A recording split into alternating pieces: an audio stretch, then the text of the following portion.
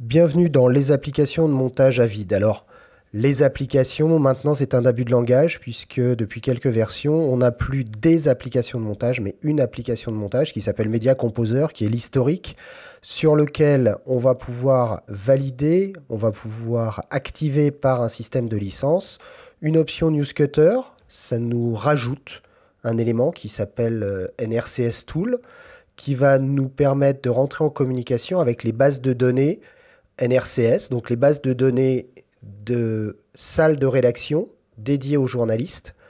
Un journaliste sur iNews, par exemple, pour citer ce logiciel-là, cette base de données-là, va pouvoir créer son conducteur, créer son sujet, taper son texte.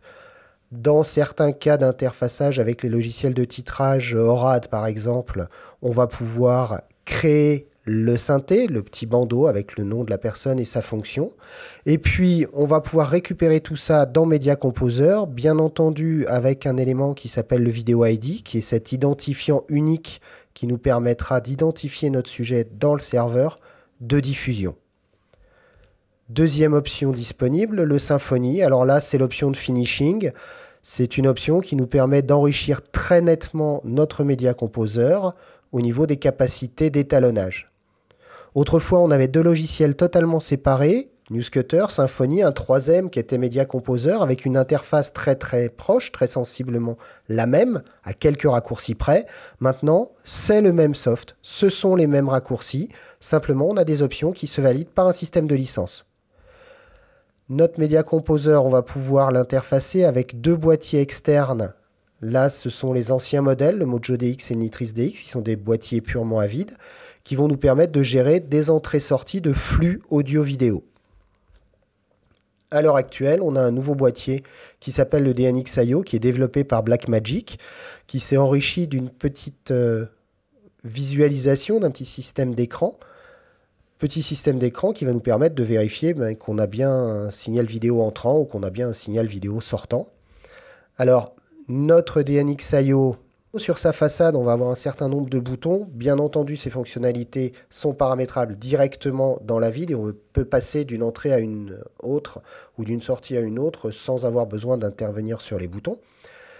Sur l'arrière de notre boîtier, on a toutes les prises, là aussi, entrée-sortie en XLR, en SDI, HDSDI et jusqu'au 4K.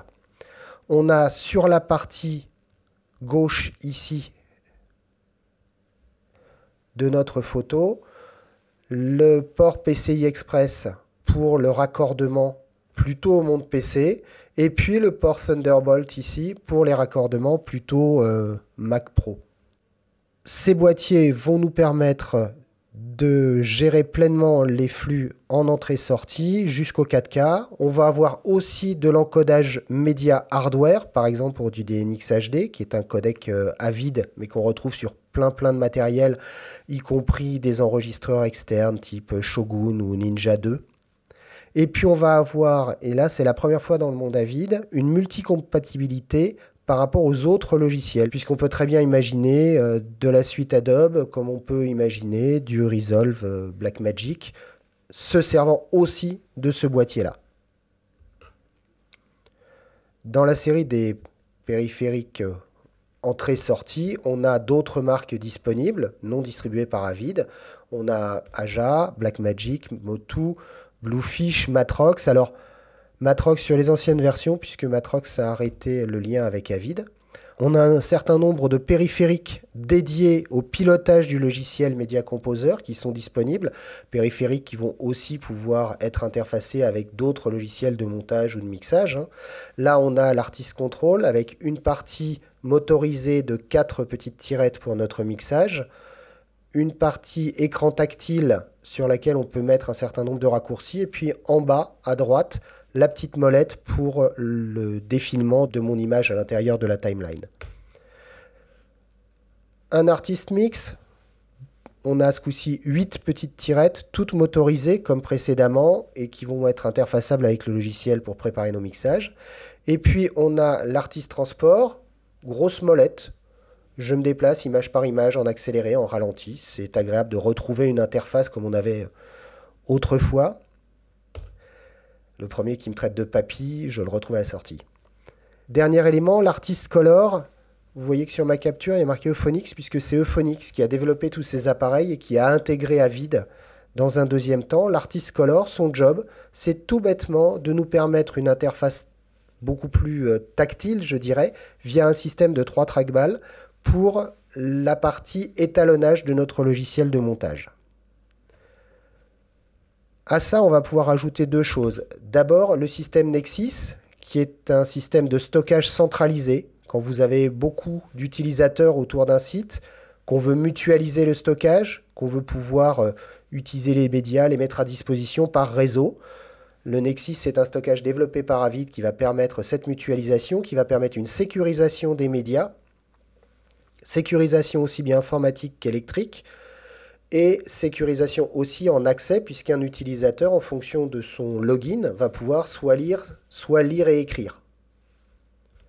Une dernière chose, quand on est sur les gros sites, on peut rencontrer la base de données Interplay, qui est une base de mutualisation d'éléments métadonnées, qui va permettre à chaque utilisateur de tout bêtement pouvoir récupérer ses rushs, pouvoir donner son montage.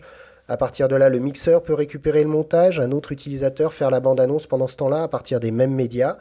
Bref, un système purement collaboratif qui va permettre d'assouplir le workflow et de travailler en groupe autour des mêmes médias, autour des mêmes éléments métadonnés et enclencher des automations, des systèmes de déplacement de médias, de transcodage, etc.